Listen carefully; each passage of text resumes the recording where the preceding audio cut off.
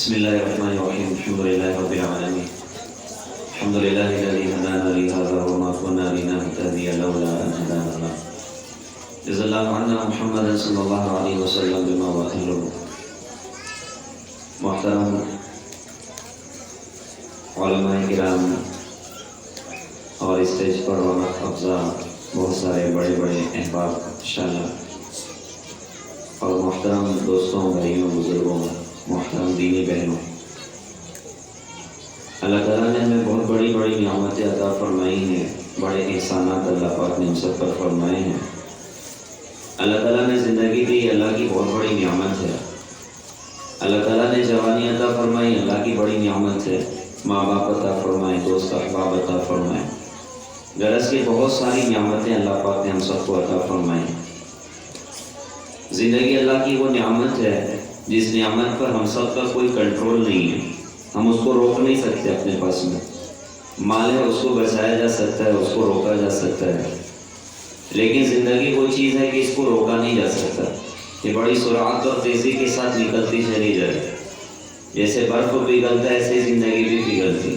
اس سے کہا تھا ایک بزرگ اللہ والے نے کہ ہو رہی ہے عمر مثل برف کم، چپکے چپکے رفتہ رفتہ دم بدم، سانس ایک رہ روے ملک آدم، دفعتا نکروزی جائے گا تھم، کر لو جو کرنا ہے آخر موت ہے، ایک دن مرنا ہے آخر موت ہے، سارے عالم میں فنا کا دور ہے، جائے عبرت ہے مقام غور ہے، تو ہے غافل کیا یہ تیرا طور ہے، بس کسی دن زندگانی اور ہے، چند روزہ ہے یہ دنیا کی بہار، جی لگا اس سے نہ غافل زی نہار، عمر اپنی یوں نہ غفلت میں گزار، ہوشیار اے محو غفلت ہوشیار، کر لو جو کرنا ہے آخر موت ہے، ایک دن مرنا ہے آخر موت ہے، آنے والی کس سے ٹالی جائے گی، جان ٹھہری جانے والی جائے گی، روح رگ رگ سے نکالی جائے گی، تجھ پہ ایک دن خاک ڈالی جائے گی، کر لو جو کرنا ہے آخر موت ہے، ایک دن مرنا ہے آخر موت ہے۔ یہ موت کا معاملہ روز چل رہا ہے ہماری اپنی نظروں کے سامنے۔ کتنے لوگ روزانہ موت سے شکست کھا جاتے ہیں اور کتنے لوگوں پر روزانہ موت حملہ کرتی ہے۔ ہزاروں لوگ بلکہ لاکھوں کی تعداد میں لوگ ایک دن میں دنیا سے رخصت ہو جائے۔ اب اس وقت کچھ تقریباً 10:15 بجے ہیں تو لاکھوں لوگ ایسے جن پر موت حملہ کر رہی ہے، وہ موت کے منہ میں جا رہے ہیں۔ بہت سے ایسے جو مر گئے اور ان کے مرنے پر گھر والے رو رہے ہیں، کوئی کہہ رہا ہے میرا باپ گیا، میرا بیٹا گیا، میری بیوی گئی، میرا شوہر گیا، میرے ابو گئے، میرا بیٹا گیا، گھروں میں صفے ماتم ہے۔ کتنے لوگ اس وقت دنیا میں ایسے جن کو غسل میت دیا جا رہا ہے، جو اچھے اچھے باتھ روم میں غسل کرتے تھے، آخری غسل پٹے پر ہو رہا ہے۔ اور کتنے ایسے ہیں جنہیں اس وقت کفن کی چادریں پہنائی جا رہی ہیں، جو اچھے اچھے لباس پہنتے تھے، ان کا آخری لباس 2 انسیلے کپڑے ہیں، اس میں لپیٹ کر قبر کے گڑھے میں ڈالنے کی تیاری ہو رہی ہے۔ کتنے لوگ ہیں جن کے جنازے اس وقت ان کے اپنے گھروں سے نکل رہے ہیں، کسی غریب کا جنازہ اس کی جھوپڑی سے نکل رہا ہے، کسی بادشاہ کا جنازہ اس کے محل سے نکل رہا ہے، مالدار کا جنازہ اس کے بنگلے سے نکل رہا ہے۔ مالدار کہتا تھا میرا ہی بنگلہ ہے، بادشاہ تکبر سے کہتا تھا میرا ہی محل ہے، اور غریب بڑی مسکنت سے کہتا تھا میاں یہی میری جھوپڑی ہے۔ آج اللہ نے ان کی زبان کے الفاظ کو ان پر جھوٹا ثابت کر کے دکھا دیا کہ بندے دنیا میں تیرا کچھ بھی نہیں ہے، اس دنیا سے تو تیرے جنازے اٹھنا ہے۔ اس سے شاعر نے کہا تھا نہ کہ تو کہ حرص و ہوس کو چھوڑو میاں، مت دیس بجیس پیرے مارا، قزاق اجل کا لوٹے ہے، دن رات بجا کر نت کارا، کیا بھریا بھینسا بیل شتر، کیا گونی پلہ سر بھارا، کیا گیہوں چاول موٹ مٹر، کیا آگ دھواں اور انگارا، سب ٹھاٹ پڑا رہ جاوے گا جب لا چلے گا بنجارا، مغرور نہ ہو تلواروں پر، مت بھول بھروسے ڈھالوں کے، سب پٹا توڑ کے بھاگیں گے، منہ دیکھ اجل کے بھالوں کے، کیا ڈبے موتی ہیروں کے، کیا ڈھیر خزانے مالوں کے، کیا بخشے تاج مشجر کے، کیا تخت شال دو شالوں کے، سب ٹھاٹ پڑا رہ جاوے گا جب لا چلے گا بنجارا۔ تو آج کتنوں کے جنازے ان کے اپنے گھروں سے نکل گئے۔ بنگلے میں ایک چھوٹی سی 3x8 کا مکان بھی نہیں ملا کہ اسی میں قبر بنا دی جائے، بچوں نے جنازے کو گھر سے باہر نکال دیا، رشتہ داروں نے جنازے کو گھر سے باہر نکال دیا۔ کتنوں کے جنازے اس وقت قبرستان کی طرف جا رہے ہیں، اور ہر اٹھنے والا جنازہ ہم سب کو یہ پیغام دے رہا ہے کہ دنیا دھوکے کا گھر ہے، دنیا مٹ جانے کا جہان ہے، دنیا فنا ہو جانے کا جہان ہے، یہاں کوئی ہمیشہ نہیں رہ سکتا۔ کتنوں کی اس وقت میں نماز جنازہ ہو رہی، کتنوں کو اس وقت قبر کے گڑھے میں اتارا جا رہا ہے، اور قبر میں پٹریاں لگائی جا رہی، مٹیاں ڈالی جا رہی، منہا خلقناکم وفیہا نعیدکم ومنہا نخرجکم تارۃ اخری۔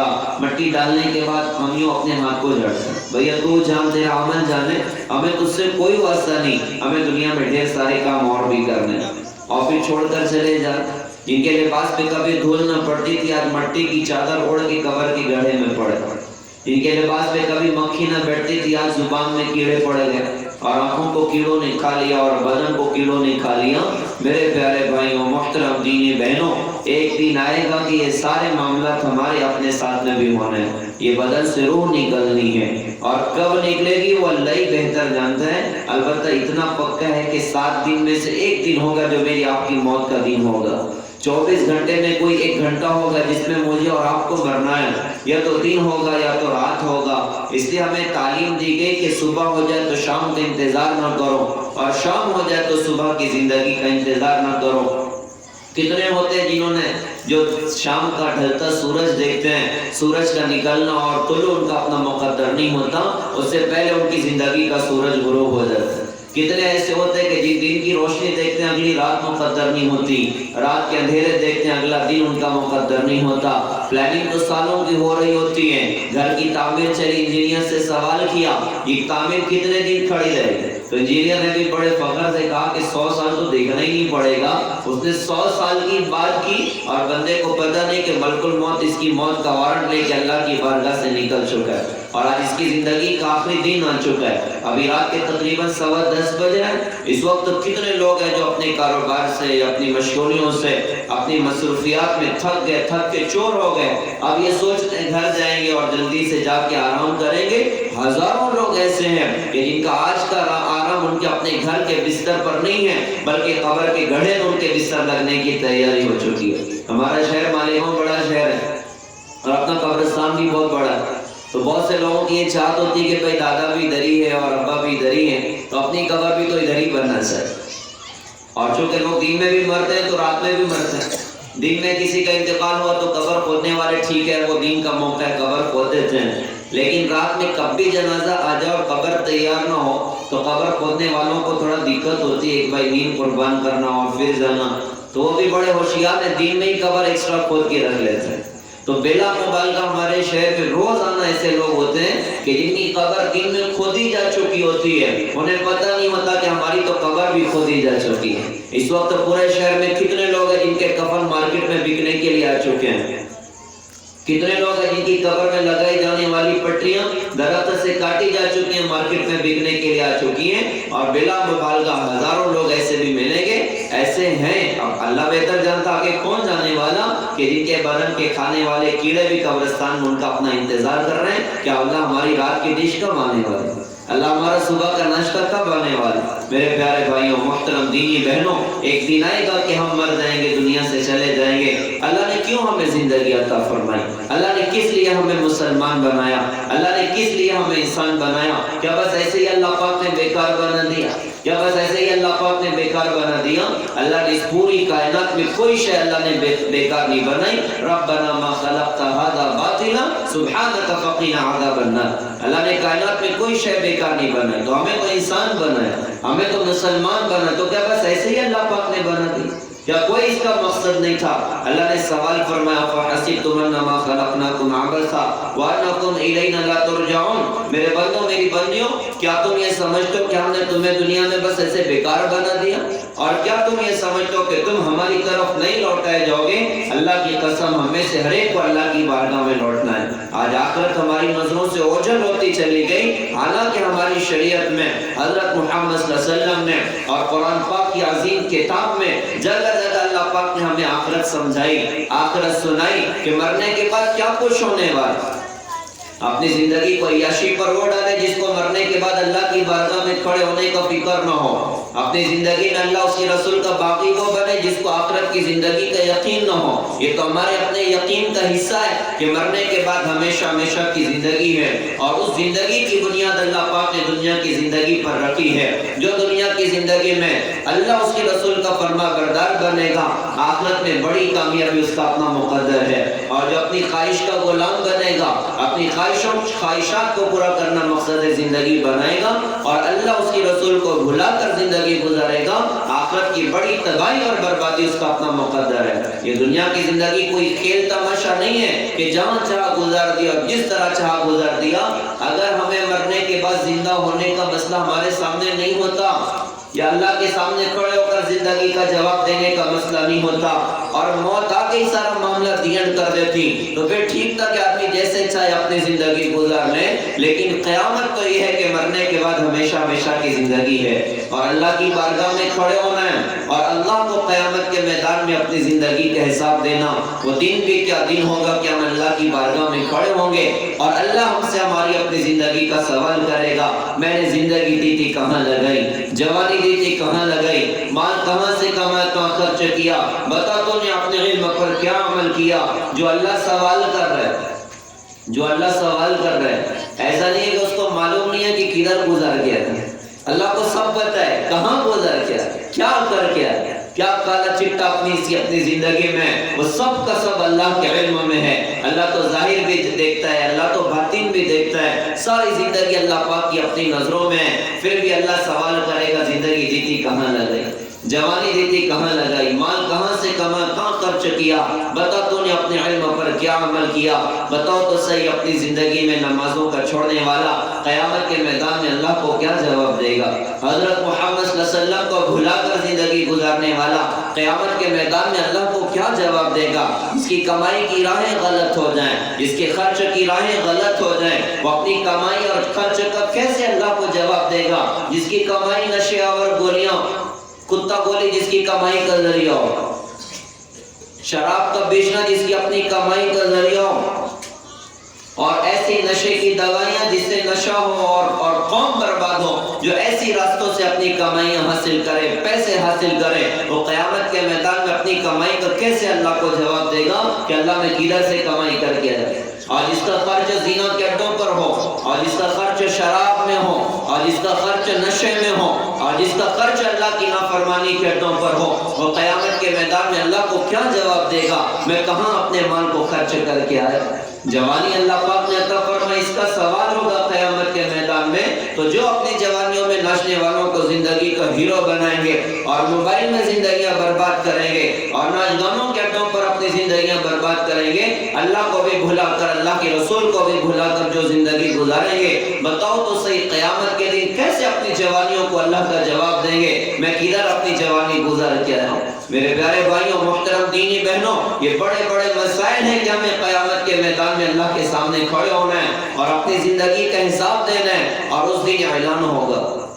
آپ اندازہ لگائیے، اس مجمع میں کسی بندے کو کھڑا کر کے یہ کہا جائے کہ بھائی آپ چور ہیں، آپ ادھر ہو جائیں، بھائی نعوذ باللہ آپ شرابی، آپ ادھر ہو جائیں، بھائی نعوذ باللہ آپ نے یہ غلط کام کیا، آپ ادھر ہو جائیں، نعوذ باللہ آپ موبائل میں ننگے فلمیں دیکھتے، آپ ادھر ہو جائیں، نعوذ باللہ آپ نے یہ غلط کام کیا، آپ ادھر ہو جائیں. اللہ ہم سب کی حفاظت فرمائے، اللہ ہم سب کی حفاظت فرمائے. بتاؤ تو صحیح ذلت کا کیا عالم ہوگا، بتاؤ تو صحیح ذلت کا کیا عالم ہوگا. قیامت کے میدان میں سارے نبی کھڑے ہوں گے، قیامت کے میدان میں امام الانبیاء حضور پاک صلی اللہ علیہ وسلم کھڑے ہوں گے، سارے صحابہ ہوں گے، سارے اللہ والے ہوں گے، ہمارے اپنے ماں باپ ہوں گے، بیوی بچے ہوں گے، دوست احباب ہوں گے. کیا ہوگا جب قیامت کے میدان میں فائل اوپن کی جائے گی، اور جس دن اعلان کیا جائے گا وَامْتَازُوا الْيَوْمَ أَيُّهَا الْمُجْرِمُونَ، اے مجرموں کی جماعت، آج فرما برداروں کی جماعت سے الگ ہو جاؤ. دنیا میں تو سارے اکٹھے تھے نا، ناچنے والے، نماز پڑھنے والے، اطاعت کرنے والے، نافرمانی کرنے والے، آنکھوں کو جھکانے والے، آنکھوں کو آوارہ کرنے والے، قرآن پڑھنے والے، گانا گانے والے، قرآن سننے والے، گانا سننے والے، ناچنے والوں کو زندگی کا ہیرو بنانے والے، اور حضرت محمد محمد صلی اللہ علیہ وسلم کو زندگی کا ہیرو بنانے والے، پردے میں چھپ کر زندگی گزارنے والی عورتیں اور بے پردوں کے بازاروں کی زینت بننے والی عورتیں، ماں باپ کے فرما بردار، ماں باپ کے نافرمان، بیوی پر ظالم بن کر رہنے والے اور بیوی کے ساتھ حسن سلوک کرنے والے، اپنے ماں باپ کی خدمت کرنے والے، اپنی نظروں کو جھکانے والے، اپنی نظروں کو آوارہ کرنے والے، موبائل میں ننگی فلمیں دیکھنے والے اور موبائل کی گندگیوں سے اپنے دامن کو بچانے والے۔ میں مفہوم میں یہ بات عرض کر رہا ہوں، دنیا میں سارے اکٹھے تھے لیکن آج قیامت کے میدان میں اکٹھا نہیں ہو سکتے۔ آج فرما بردار الگ کھڑے ہوں گے، آج نافرمان الگ کھڑے ہوں گے۔ یہ دن کتنی بڑی تباہی اور بربادی کا دن ہوگا ان لوگوں کے لیے جن کے قدم گناہگاروں کی صف کی طرف چل کر آ گئے، جو گناہگاروں کی صف کی طرف چل کر آ گئے، چہرے کالے پڑ گئے، جہنم کی آگ مقدر ہو گئی، نام اعمال الٹے ہاتھ میں دے دیا گیا اور اللہ پاک ناراض ہو گئے اور اللہ نے جہنم کے فیصلے کر دیے۔ بتاؤ تو صحیح ان کی تباہی اور بربادی کا کیا عالم ہوگا۔ اسی صف میں وہ ہوں گے جنہوں نے اپنے ایمان کا سودا کیا تھا، اسی صف میں وہ ہوں گے جنہوں نے اپنے دین کا سودا کیا تھا، اسی صف میں وہ ہوں گے جنہوں نے اپنی جوانیوں کو نشے والوں کے گندے لائف اسٹائل پر لا کر ضائع اور برباد کیا تھا، اسی صف میں وہ ہوں گے جنہوں نے شراب میں زندگیاں ضائع کی تھی، نشے میں زندگیاں ضائع کی تھی، یہ شراب کے ڈیلر بنے، یہ نشاور گولیوں کے ڈیلر بنے، یہ ماں باپ کے نافرمان بنے۔ آج دیکھو تو صحیح کا اپنا کیا مقدر ہے، تباہی ہے، بربادی ہے۔ اس بربادی کو دیکھ کر کہیں گے اللہ ہمارے بدلے ساری دنیا کو جہنم میں پھینک دے، آج ہماری گردن چھوڑ دے، آج ہماری گردن چھوڑ دے۔ مال کے چکر میں ایمان کا سودا کیا تھا، اپنی خواہش کے پورا کرنے کے چکر میں ایمان کا سودا کیا تھا، کسی غیر ایمان والے کے گندے لائف اسٹائل کو دیکھ کر اور مال کی فراوانیوں کو دیکھ کر ایمان کے سودے کر کے اسے شادیاں کر لی تھی، آج یہ پچھتائیں گے قیامت کے میدان میں، ہائے ہم نے کتنے گھاٹے کا سودا کیا تھا، ہائے ہم نے کتنے گھاٹے کا سودا کیا تھا۔ اور جہنم کی آگ مقدر ہو گئی، جہنم کے انگارے مقدر ہو گئے، یہ اللہ سے کہیں گے اللہ ہمارے بدلے ساری دنیا کو جھونک جہنم کی آگ، ہماری گردن چھوڑ دے۔ کہا جائے گا کلا یہ نہیں ہو سکتا، آج تو مجرم کی گردن اللہ کی بارگاہ میں نہ پی جائے۔ میرے پیارے بھائیوں، محترم دینی بہنوں، یہ زندگی کوئی کھیل تماشا نہیں ہے کہ جیسے چاہا گزار دیا، یہ زندگی اللہ کی امانت ہے، یہ زندگی اللہ کی نعمت ہے۔ ہم اپنی زندگی کی قدر کریں، ہماری زندگیاں بگڑ گئی، اللہ کے فیصلے بگڑ گئے، ہم زندگیاں صحیح کریں گے، اللہ فیصلے صحیح کرے گا۔ انفرادی طور سے سدھر جائیں ہم، میں انفرادی طور سے سدھر جاؤں، اللہ میرے حق میں انفرادی طور سے خیر کے فیصلے کر کے دکھائے گا۔ ہم اجتماعی توبہ کر کے اجتماعی طور سے اسلام کے نظام کو اپنی زندگی میں جگہ دیں، دین کو اپنی زندگی میں جگہ دیں، فرما برداری والی زندگی اختیار کریں۔ اللہ اجتماعی اعتبار سے اپنی مددوں کو اللہ اتار کے دکھائے گا۔ اللہ کی مدد اترنے تیار ہے، برکتیں آنے کو تیار ہیں، اللہ کے فرشتے اترنے کو تیار ہیں، لیکن دیری ہم سب کی طرف سے، دیری ہم سب کی طرف سے، ورنہ ہمارا تو بڑا مقام بتایا گیا تھا۔ اللہ کے نبی حضور پاک صلی اللہ علیہ وسلم نے ایک ایک ایمان والے کو بڑا مقام والا بتایا، بلکہ آپ بیت اللہ میں تھے، بیت اللہ کی طرف آپ نے شہادت کی انگلی اٹھائی اور فرمایا کہ لا الہ الا اللہ، اے بیت اللہ تو کتنا زیادہ پاکیزہ، تیری خوشبو کس قدر عمدہ، تو کتنا زیادہ قابل احترام، لیکن ایک ایمان والے کی عزت اور احترام تجھ سے زیادہ ہے، ایک ایمان والے کی عزت اور احترام تجھ سے زیادہ۔ ایک واقعے کی طرف اشارہ کروں گا، بیت اللہ توڑنے ابرہہ آیا تھا، ہمارے نبی کی پیدائش سے کچھ 50 دن پہلے کا واقعہ۔ بیت اللہ توڑنے ابرہہ آیا، ہاتھیوں کا لشکر لے کر آیا، بڑا فوج پھاٹا لے کر آیا، تو اللہ نے اپنے گھر کی حفاظت کے لیے کیا کیا؟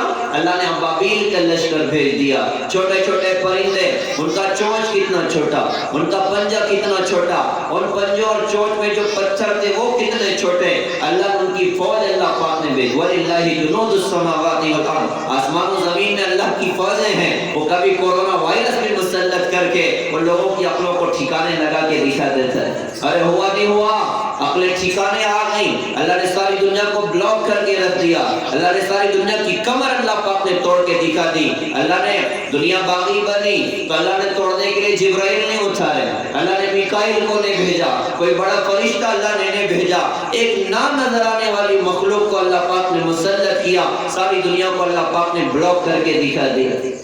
تو اللہ کی فوجیں وہ اللہ ہی جانتا ہے، اللہ کی فوجیں کیسی عجیب ہیں اور کس انداز سے اللہ پاک کام بنا کے دکھاتے ہیں. تو اللہ نے ابابیل کا لشکر بھیجا, انہوں نے چھوٹے چھوٹے پتھر جو چھوڑے اس فوج پر, اللہ نے ابرہہ کے سارے لشکر کو اللہ پاک نے ہلاک کر کے دکھا دیا.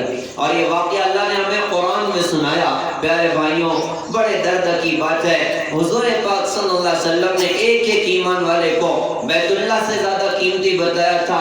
بیت اللہ توڑنے ابرہہ آیا, اللہ نے ابابیل کا لشکر بھیج دیا.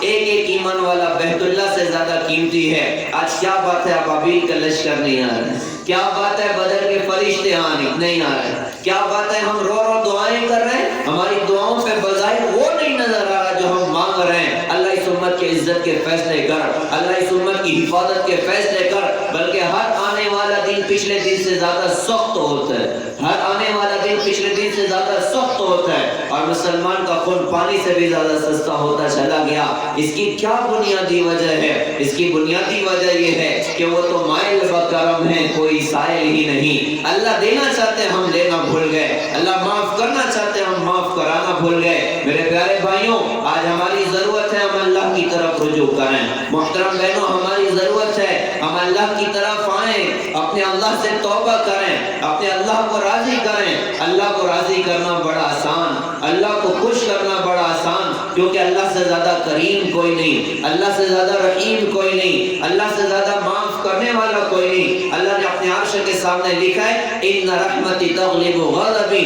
بے شک میری رحمت کو میرے غصے سے زیادہ بڑھے. تو ہماری پہلی ذمہ داری کہ ہم اپنے اللہ سے توبہ کرنے والے بنیں, ہم اپنے اللہ سے صلح کرنے والے بنیں. ایک توبہ ہے جو اللہ کے دربار سے اللہ کی مددوں کو اتار کے دکھائے گی, اللہ کی رحمت کے فیصلوں کو اتار کے دکھائے گی. ہماری ضرورت ہم اللہ سے توبہ کرنے والے بنیں. ہر آدمی اپنی زندگی جانتا ہے کہ میری اپنی زندگی میں دین کتنا ہے, میری زندگی میں گناہ کتنا ہے. اچھا, آج کل ایک مسئلہ یہ بھی ہے کہ ہر آدمی یہ سمجھتا ہے کہ بھائی میرے نماز نہ پڑھنے سے کیا ہونا, میں شراب پیتا ہوں, ٹھیک ہے, میرے ایک شراب پینے سے کیا ہونا. تو ضروری نہیں ہے کہ ساری کشتی میں ڈھیر سارے سوراخ کر دیے جائیں تبھی کشتی ڈوبے.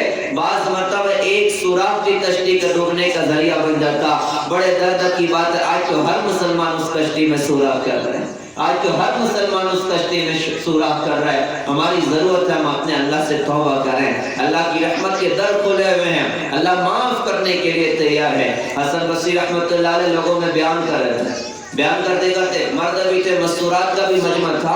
حضرت نے کہا کہ لوگوں, رات میں اللہ اپنی رحمت کے دروازے کھول دیتا ہے. بولنے کا مطلب تھا بھائی رات میں خوب توبہ اللہ کیا کرو.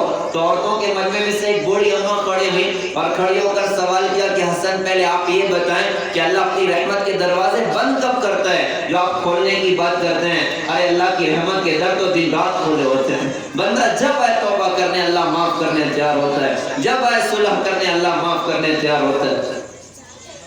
توبہ کے بارے میں تو کہا کہ جب بندہ توبہ کرنے کے لیے اللہ کے در کی طرف آتا ہے, اللہ اس بندے کا استقبال کرتا ہے کہ میرا بندہ میرے سے توبہ کے لیے آئے. آسمان پر خوشی کی فضا ہوتی ہے اور چراغاں ہوتا ہے. تو سوال ہوتا ہے کہ یہ کس بات کی خوشی ہے؟ کہا جاتا ہے کہ ایک اللہ کے نافرمان نے اللہ سے صلح کر لی. تو ہماری پہلی ذمہ داری کہ اپنے اللہ سے صلح کرنے والے بن. دوسری ذمہ داری اپنی زندگی میں اللہ کے دین کو جگہ دیں, حضرت محمد صلی اللہ علیہ وسلم کے پاکیزہ اعمال کو جگہ دیں. حضور پاک صلی اللہ علیہ وسلم نے ہمیں اللہ کا بھی حق ادا کرنا سیکھا ہے, اس کے طریقے بتائے کہ اللہ کے احکامات تمہیں ادا کرنا ہے, اور دوسرا بندوں کا حق ادا کرنا سیکھا ہے. تو اللہ کے احکامات میں نماز بڑا عمل ہے, ہماری نماز نہ چھوٹے. جو نماز قائم کرتا ہے دین کو قائم کرتا ہے, جو نماز چھوڑ دیتا اپنے دین کو ڈھا دیتا ہے. اور حضور پاک صلی اللہ علیہ وسلم نے اپنی امت کو نماز کی بڑی تاکید فرمائی. آپ اس حالت میں آپ نے نماز ادا فرمائی کہ آپ کے قدم مبارک زمین پر جمتے نہیں تھے, پھر بھی حضور پاک صلی اللہ علیہ وسلم جا کر دو سہارے سے جا کر آپ نماز ماشاءاللہ ادا فرما رہے ہوتے تھے. ہم اپنی زندگی میں نماز کو جگہ دیں. اللہ نے مال دیا, زکات دیں, صدقہ خیرات کریں. یہ عورتوں کے لیے بڑی فکر کی بات ہے. آج ہمارے شہر میں کتنی ایسی بہنیں ہیں, سونا بہت پاس میں ہے, پیسے ہیں, چاندی ہے, اور نصاب ان کا پہنچا ہوا ہے, لیکن وہ زکات ادا کرنے کے لیے تیار نہیں ہے. اور کوئی قوم زکات روکتی ہے تو حدیث میں آتا ہے کہ اللہ پاک بارشوں کو اللہ پاک روک لیتا ہے. اللہ نے مال دیا حج کرنے والے پر, صدقہ خیرات کرنے والے پر. اسی طرح اللہ نے زبان ایک بڑی نعمت عطا فرمائی.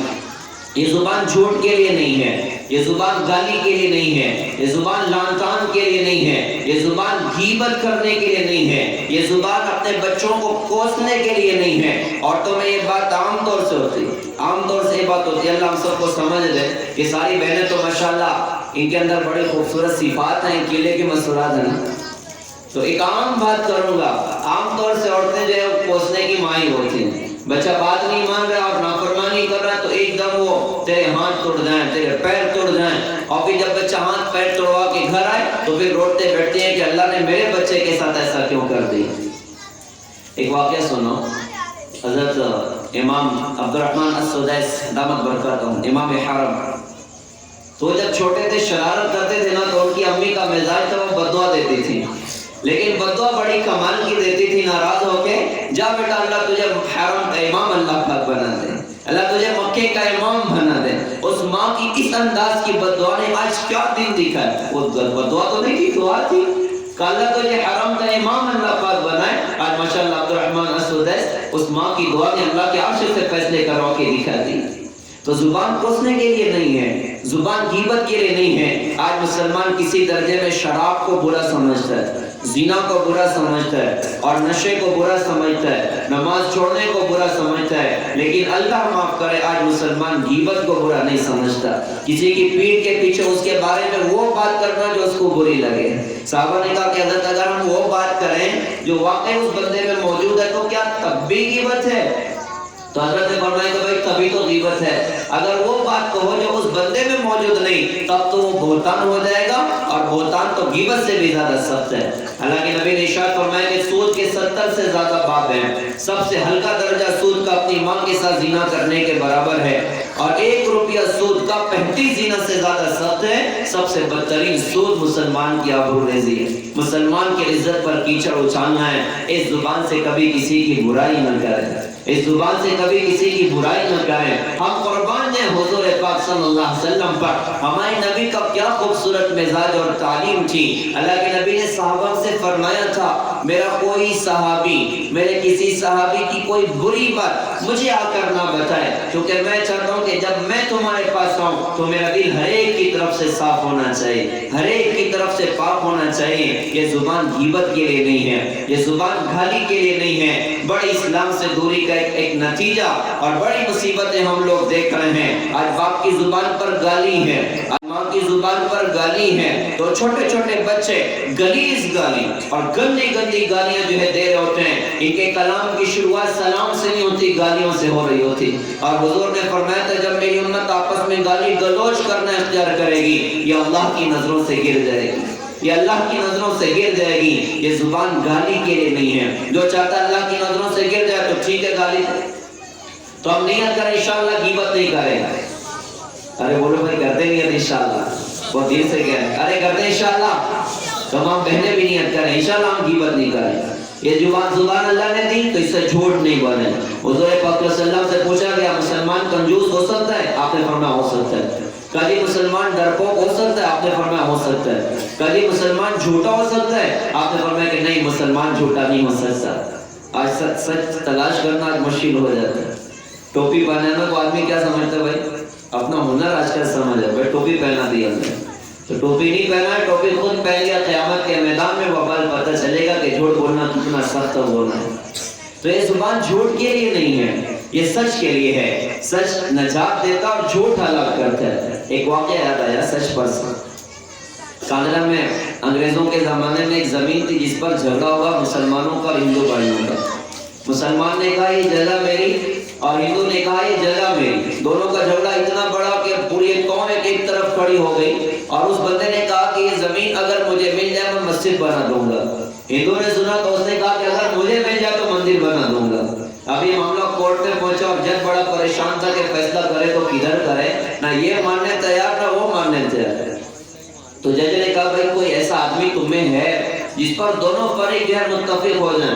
تو ہندوؤں نے کہا کہ مسلمانوں میں ایک بندہ ایسا ہے، ہم تنہائی میں اس کا نام بتائیں گے، آپ اگر اس کو بلا لو، اور اگر وہ بندہ کہتے ہیں یہ زمین مسجد کے لیے اور مسلمانوں کی ہے، ہم ٹھیک ہے اس کو چھوڑ دینے کے لیے تیار، وہ جو کہے گا ہمیں قبول ہے۔ تو بڑے عالم تھے مفتی الہی بخش کاندھلوی رحمت اللہ علیہ، تو انہوں نے حضرت کا نام لیا۔ جب کورٹ کے باہر نکلے تو بات چلی، مسلمانوں نے پوچھا کہ بھائی اندر ہوا کیا؟ تو بات یہ آئی کہ بھائی ہندوؤں نے مفتی الہی بخش کاندھلوی رحمت اللہ علیہ کو جو ہے وہ حکم بنا لیا ہے کہ وہ جو کہیں گے ہمیں قبول ہے، ان سے گواہی لے لی جائے۔ تو سارے مسلمان خوش ہو گئے کہ مفتی صاحب تو مسجد کے حق میں بات کر رہے ہیں، اور ہندو بھائیوں کو پتہ چلا کہ بھائی انہوں نے تو مسلمان کو اپنا حکم بنا لیا، تو سارے جو ہے وہ مایوس ہو گئے کہ اب تو ہمیں زمین نہیں مل رہی۔ خیر کورٹ کا دن آیا، وقت آیا، مفتی صاحب کورٹ میں حاضر ہوئے۔ جج نے پوچھا مفتی صاحب یہ زمین کس کی ہے؟ تو مفتی صاحب نے کہا کہ یہ زمین تو ہندو کی ہے۔ کہا جی کہ ہندو کی ہے تو وہ مندر بنا سکتے ہیں؟ کہا بھائی ان کی زمین وہ جو چاہے بنائے۔ تو اس وقت جج نے کورٹ میں جو فیصلہ کیا، اس فیصلے میں اس نے لکھا تھا کہ آج مسلمان ہار گیا اور اسلام جیت گیا، آج مسلمان ہار گیا اور اسلام جیت گیا۔ تو ہندو بھائی نے جب یہ بات سنی نا مفتی صاحب کی، تو اس نے کھڑے ہو کر کہا کہ جب اسلام اتنی سچائی سکھاتا ہے تو آج میں کلمہ پڑھنے کے لیے تیار ہوں، اور اس جگہ پر مندر نہیں بنے گا، اللہ کا گھر مسجد بنے گا۔ اللہ نے اس جگہ کو مسجد کے لیے قبول کر لیا۔ تو سچ بہت بڑی نعمت ہے، ہم سب نیتیں کریں انشاءاللہ سچ کا ساتھ کبھی نہیں چھوڑیں گے، ہم سچ بولنے والے بنیں گے انشاءاللہ، اپنی اولاد کو بھی سچ بولنے والا بنائیں گے۔ یہ زبان جھوٹ کے لیے نہیں، گالی کے لیے نہیں، لعن طعن کے لیے نہیں، غیبت کے لیے نہیں، یہ زبان قرآن پڑھنے کے لیے۔ ہم قرآن کو وقت دیں اور اللہ کے لیے اپنی اولاد کی تربیت کی فکر فرمائیں، انہیں قرآن کی تعلیم دیں، انہیں دینی تعلیم سے آراستہ کریں۔ اللہ نے قرآن بڑی دولت ہم لوگوں کو اللہ پاک نے عطا فرمائی۔ علامہ اقبال رحمۃ اللہ علیہ نے کہا تھا کہ لکھنا نہیں آتا تو میری جان پڑھا کر، ہو جائے گی تیری مشکل آسان پڑھا کر، پڑھنے کے لیے تجھ کو اگر کچھ نہ ملے تو چہرے پہ لکھے درد کے عنوان پڑھا کر، اور لا ریب تیری روح کو تسکین ملے گی تو قرب کے لمحات میں قرآن پڑھا کر، آ جائے گا اقبال تجھے جینے کا قرینہ تو سرور کونین کے فرمان پڑھا کر۔ ہم کچھ قرآن کو وقت دیں، قیامت کے میدان میں وہ زبان بڑی بدقسمت ہوگی جو اللہ کے کلام پہ نہ چل سکی، جو اللہ کے نام پہ نہ چل سکی، وہ آنکھ بڑی بدقسمت ہوگی جو اللہ کا کلام دیکھ نہ سکی، وہ کان بڑا بدقسمت ہوگا جو اللہ کا کلام سن نہ سکا، وہ وجود بڑا بدقسمت ہوگا جو نمازوں میں کھڑے ہو کر اللہ کے سامنے قرآن کی تلاوت نہ کر سکا۔ اللہ نے قرآن جیسی عظیم نعمت کی ہم قدر کریں، اس کی قدر کریں، بڑی دولت اللہ پاک نے عطا فرمائی ہے۔ بے زبان ہے قرآن پڑھیں، اللہ اللہ کریں، اللہ والے بڑے بڑے اللہ کے ذکر کے ساتھ زندگیاں گزار رہے ہوتے ہیں۔ اور واقعی پیارے بھائیوں، محترم دینی بہنوں، اللہ کے نام میں جو مزہ ہے پوری کائنات میں کہیں بھی نہیں۔ اللہ کہیں تو منہ میں پانی نہ جاتا ہے، اللہ اللہ اللہ، اور کیسے دیکھو دل میں نور پیدا ہو ہوتا ہے، اور اللہ کے نام میں وہ نام تو دور ہی ہو گئے۔ تیری شب بھی گئی، چاہنے والے بھی گئے، شب کی آہیں بھی گئی، صبح کے نالے بھی گئے، دکھ میں خدا کو یاد کیا، سکھ میں خدا کو بھول گئے، جو کام مسلمانوں کے تھے وہ کام مسلمان بھول گئے۔ تکبیر تو اب بھی ہوتی ہے مسجد کی فضا میں اے انور، جس ضرب سے دل ہل جاتے تھے وہ ضرب لگانا بھول گئے۔ منہ دیکھ لیا آئینے میں پر داغ نہ دیکھا سینے میں، جی ایسا لگایا جینے میں مرنے کو مسلمان بھول گئے۔ جس دور پہ نازاں تھی دنیا اب ہم وہ زمانہ بھول گئے، اوروں کی کہانی یاد رہی خود اپنا فسانہ بھول گئے۔ وہ موبائل کو ہاتھ میں جگہ دی کہ اللہ کا کلام ہاتھ سے نکل گئے۔ اس امت کے ہاتھ میں قرآن تھمایا تھا، اس کے ہاتھ میں بس موبائل ہے، قرآن نہیں ہے۔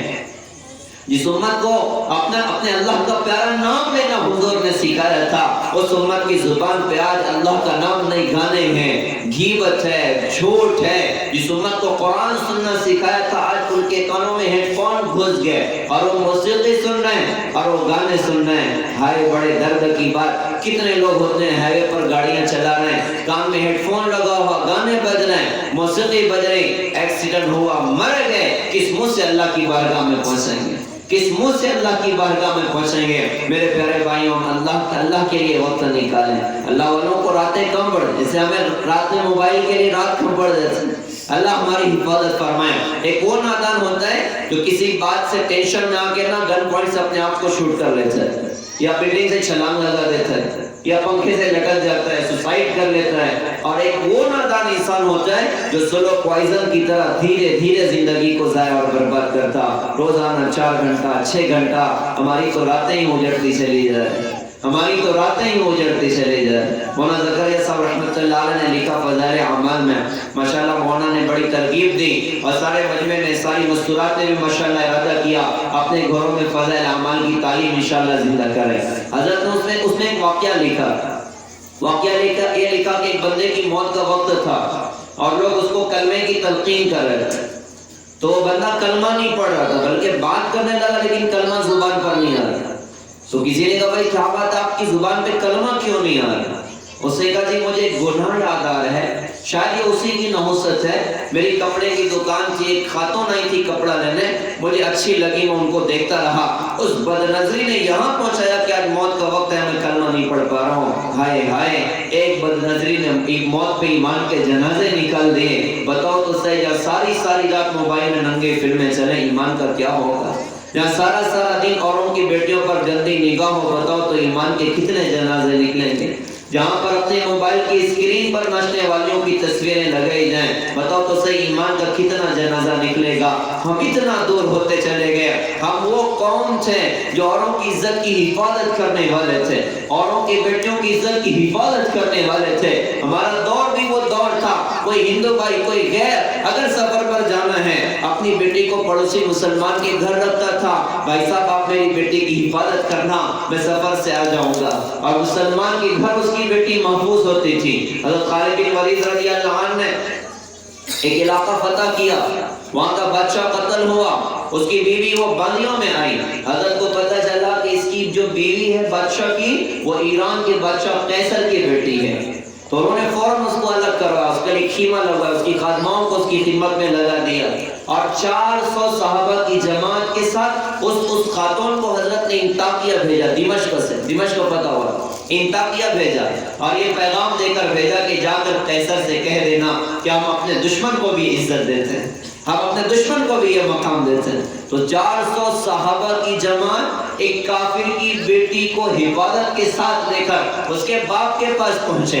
قیصر جب اپنی بیٹی سے اس نے ملاقات کی اور بیٹی نے اس کو مسلمانوں کی کارگزاری سنائی کہ میرے ساتھ مسلمانوں کا کیا رویہ رہا، کیا معاملہ رہا، اور خالد بن ولید سے مجھے کتنی عزت دی ہے، تو قیصر نے رو کر کہا کہ جس قوم کے یہ اخلاق ہوں القریب وہ میرے قدم کے نیچے کی زمین کی بھی مالک بن جائے، میرے قدم کے نیچے کی زمین کی بھی مالک بن جائے۔ ہم تو وہ تھے جو اوروں کی بیٹیوں کی حفاظت کرتے تھے، آج درد کی بات ہے کہ مسلمان بیٹی مسلمان بیٹے سے محفوظ نہیں ہے، مسلمان بہن مسلمان نوجوان سے محفوظ نہیں ہے۔ میرے پیارے بھائیوں، ہم اپنی پچھلی زندگی دیکھیں، ہم اپنی پچھلی زندگی دیکھیں، کچھ اللہ کرنے کا ہم مزاج بنائیں، کچھ اللہ کی یاد کا ہم مزاج بنائیں، ہماری راتیں اجڑتی چلی جائیں، ساری رات موبائل میں برباد ہو رہی، دن برباد ہو رہے ہیں، ایمان کے کتنے جنازے نکلیں گے؟ لہذا ہم زندگی ضائع نہ کریں، ہم زندگی برباد نہ کریں۔ ہمیں آج موبائل میں مزہ آ رہا ہے کہ کیونکہ گناہ کے عادی ہو گئے، اللہ والوں کو اللہ کی یاد میں مزہ آتا ہے، انہیں ساری رات کم بڑھ جاتی ہیں، لا معبود الا اللہ، لا مقصود الا اللہ، لا مسجود الا اللہ، لا مرغوب الا اللہ، لا مطلوب الا اللہ، لا الہ الا اللہ، لا الہ الا اللہ، لا الہ الا اللہ۔ ایک ہوش سے دل میں ہوتی ہے، ایک درد جگر میں ہوتا ہے، میں چپ کے روتا ہوں جب سارا عالم سوتا ہے۔ ہم اللہ کی یاد کے لیے وقت نکال، بندوں کے حقوق ادا کرنے سکھائے، ہم ماں باپ کا حق ادا کریں۔ آج درد کی بات، ہمارے اپنے شہر میں بہت سارے ماں باپ اس وقت مسجد کے دروازوں پر کھڑے ہوتے ہیں اور زبان حال سے بھیک مانگ کر کہتے ہیں کہ ہماری بدبخت اولاد ہمیں پوچھنے کو تیار نہیں ہے۔ ماں باپ نے بڑے دکھ اٹھائے ہماری خاطر، بڑے درد اٹھائے ہماری خاطر، ہم ماں باپ کی خدمت کریں، ہم اپنے ماں باپ کی دعا لیں۔ ماں باپ کی دعا اللہ کے عرش کو ہلا کے رکھ دے اور بڑے بڑے فیصلے اللہ کی دیوار اور بارگاہ سے کر کے دکھوائے گی۔ جو بندہ مالدار بننا چاہے، میرے خیال سے سبھی چاہتے نا بھائی، میں بھی چاہتا ہوں، ارے آپ سبھی چاہتے ہیں ماشاءاللہ، تو جو مالدار بننا چاہے ماں باپ کا خادم بن جائے، اللہ اس کو مالدار بنائے گا اللہ تعالیٰ، اور آخرت میں جنت اس کا مقدر ہوگی۔ اور جو ماں باپ کو دکھ دے دنیا میں پائی کا محتاج ہوگا، اور آخرت میں جہنم کی آگ اس کا اپنا مقدر بنے گا۔ ماں باپ کی خدمت ہے، بیوی کے ساتھ اچھا سلوک ہے، اپنے اولاد کی دینی تربیت، مفتی صاحب نے بڑے خوبصورت انداز میں اولاد کی تربیت کی طرف متوجہ فرمایا. ہم اپنی اولاد کی تربیت کریں، انہیں دین سکھائیں، ان کی نگرانی فرمائیں. بطور خاص اپنی بچیوں کو بچپن سے حیا والے لباس پہنائیں، پورے مکمل لباس پہنائیں، آدھے ادھورے لباس نہ پہنائیں. اس کا اثر آگے جا کر بھی ان پر ہوتا ہے. بچپن سے انہیں حیا سکھائیں، بچپن سے چھپنا سکھائیں، اور انہیں بتائیں کہ تمہارے لیے آئیڈیل حضرت فاطمہ جنت کی عورتوں کی سردار تمہارے لیے نمونہ ہے، تمہارے لیے آئیڈیل ہیں. حضور کی بیویاں تمہارے لیے آئیڈیل ہیں، لہذا تمہیں پردے میں چھپ کر زندگی گزارنا. ہماری سب سے بڑی غلطی یہاں ہوئی ہے، ارتداد کی جو لہریں چلیں، مسلمان بچیاں، ابھی مولانا نے بیان میں بتایا کہ 40,000 سے زائد مسلمان بچیوں نے اپنے ایمان اور دین کے سودے کر دیے، غیروں کے ساتھ چلی گئیں. یہ کیوں ہوا؟ کہ ماں کی گود سے تربیت نہیں مل سکی، ماں کی گود سے حیا کا درس نہیں مل سکا، ایمان اور دین کی عظمت انہیں ماں کی گود سے نہیں مل سکی، لہذا انہوں نے ایمان کے سودے کر دی. لہذا اپنے بچوں کی تربیت کریں، گھر کی فضا دینی بنائیں، ہماری ذات سے کسی کو دکھ نہ پہنچے، ہماری ذات سے کسی کو دکھ نہ پہنچے. بے دینی سے دین سے دوری کا یہ نتیجہ ہوتا ہے کہ انسان انسانیت کی حد سے گر کر جانور پنے پر انسان آ جاتا ہے. پھر جانور میں بھی کئی جانور ہوتے ہیں. جانور میں جانور تو ہوتا ہے جو اپنے نفع کی خاطر اوروں کو نقصان پہنچاتا ہے، جیسے شیر ہے، چیتا ہے، بھئی اپنا پیٹ بھرنے کے لیے جو مرے مجھے تو گوشت چاہیے. ایک یہ جانور ہوتا ہے. ایک جانور وہ ہوتا ہے کہ جسے کوئی اپنا نفع بھی نہیں ملتا پھر بھی نقصان پہنچاتا، وہ سانپ ہے، وہ بچھو ہے. دین سے دوری ہوتی ہے تو انسان بھی انسانیت سے گرتے گرتے اتنا نیچے جاتا ہے کہ سانپ اور بچھو کو بھی پیچھے چھوڑ دیتا ہے.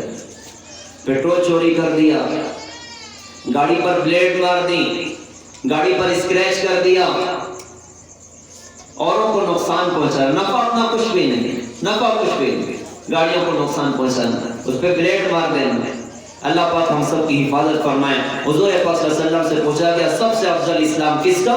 تو حضرت نے فرمایا کہ من سلم المسلمون من لسانہ و یدہ، جس مسلمان کی زبان اور ہاتھ سے دوسرے مسلمان محفوظ رہے، اس کا اسلام سب سے اچھا اسلام ہے.